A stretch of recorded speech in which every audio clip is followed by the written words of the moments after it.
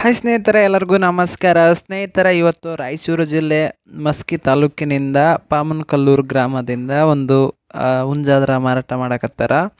ಹುಂಜ ಮಾತ್ರ ತುಂಬ ಚೆನ್ನಾಗಿದೆ. ಸರಿನಾ, ಇದ್ರ ಬಗ್ಗೆ ಹೇಳ್ತೀನಿ. ಅಣ್ಣವರು ರೇಟ್ ಅಂತೂ ಕಡಿಮೆ ಅಂದರೆ ಕಡಿಮೆನೇ ಹೇಳಿದ್ದಾರೆ. ಕಲರ್ ಆಗಿರ್ಬೋದು, ಹೈಟ್ ಆಗಿರ್ಬೋದು, ತುಂಬ ಅಂದರೆ ತುಂಬಾ ಚೆನ್ನಾಗೈತಿ. ಸುಮಾರು ತೂಕ ಬಂದು 2.5 kg ಇದೆ ಅಂತ. ಸರಿನಾ, ಇನ್ನು ಇವಾಗ ತಾನೇ ಇದು ಕೂಗೋಕ್ಕೆ ಸ್ಟಾರ್ಟ್ ಮಾಡಿದೆ ಅಂತೆ. ಇವಾಗ ತಾನೇ ಕೂತೆ ಹೊಡ್ಯೋಕೆ ಸ್ಟಾರ್ಟ್ ಮಾಡಿದೆ ಅಂತ. ನೋಡಿ, ಇದನ್ನು ಅಣ್ಣವರು ಮಾರಾಟ ಮಾಡಕತ್ತಾರ.